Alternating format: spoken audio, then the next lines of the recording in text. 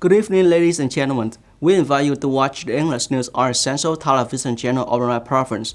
According to statistics from Ministry of Agriculture and Rural Development, since the beginning of 2024, natural disasters have caused 44 deaths and disappearances, with material damages estimated at approximately $2 trillion in response to the complex developments of natural disaster.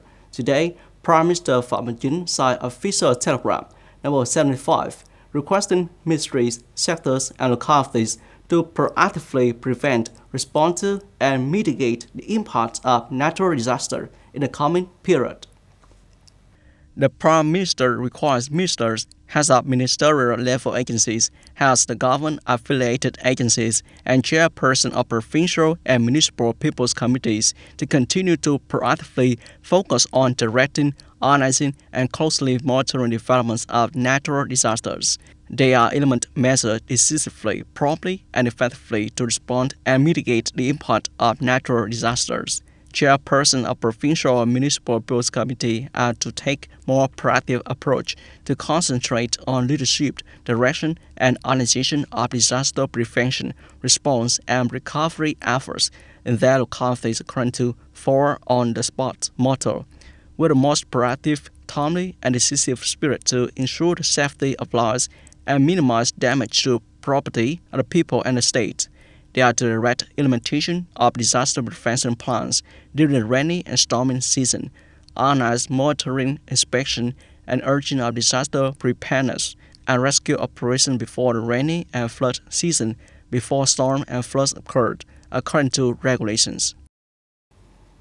The government has issued Decree 105/2024 NDCP to amend and supplement several provisions of Decree 96/2022 NDCP dated November 29, 2022, which defines the functions, duties, power, and organizational structure of Ministry of Industry and Trade, and Decree 26/2018 NDCP dated February 28, 2018, on organization and operation charter of Vietnam Electricity Group. Regarding electricity regulation duties, the Ministry of Industry and Trade will lead and coordinate with Ministry of Finance to guide the method for setting electricity generation price brackets, wholesale electricity price brackets, electricity transmission prices, electricity distribution prices, auxiliary system service prices, system operation dispatch prices, electricity market transaction operation prices.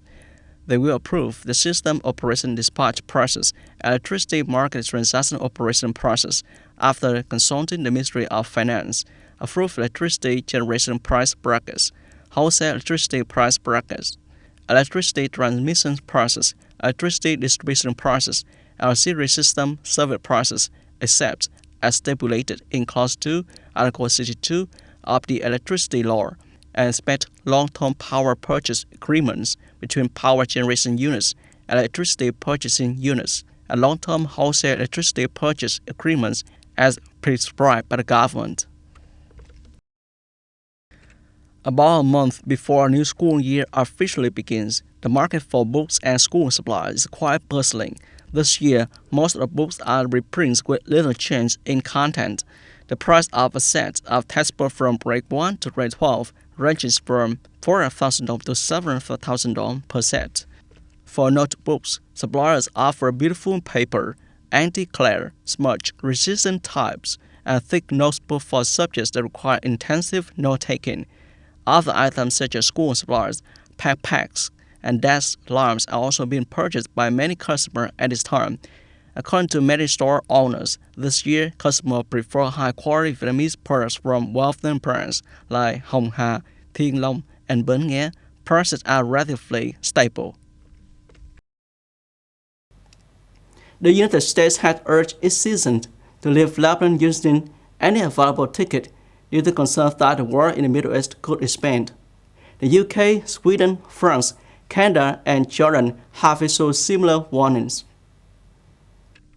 The U.S. Embassy stated that those who choose to remain in Lebanon should prepare contingency plans and be ready to shelter in a place for an extended period. Some airlines have suspended and canceled flights, and many flights are sold out.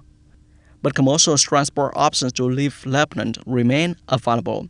The Pentagon announced it is deploying more warships and fighter jets to the Middle East to help protect Israel from potential attacks by Iran and its proxies.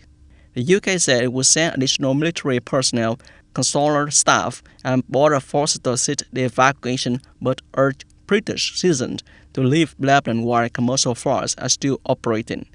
2 British naval ships are already in the region, and the Royal Air Force has put transport helicopters on standby. Britain's Foreign Secretary David Lammy said the regional situation could deteriorate rapidly. Iran has vowed to retaliate severely against Israel, which is plans for the death of Hamas leader Ismail Haniyeh in Tehran on Wednesday. Haniyeh's assassination came hours after Israel bombed the Lebanese capital, Beirut, killing Hezbollah's commander Fuad Shukr. They are concerned that Hezbollah, backed by Iran, could play a significant role in any retaliatory action. This could provoke a strong response from Israel, potentially spreading war in the Middle East. On August 4th, British Prime Minister Keir Starmer warned that, first, causing violence in recent protests will be held accountable before the law. Speaking at Downing Street, Prime Minister Starmer said, "I condemn the thuggish behavior we witnessed this weekend. They must face the full force of the law." Starmer's statement came as violent protests escalated over the past weekend. Notably, rioters attacked a hotel near the town of Rotterdam in Northern Ireland, causing damage to the facility and injuring many people. The UK is facing its worst wave of protests in over a decade following an attack in Southport, Northern Ireland on July 29th, which resulted in deaths of 3 children. Information about the suspect religion has fueled hatred against Muslim immigrants.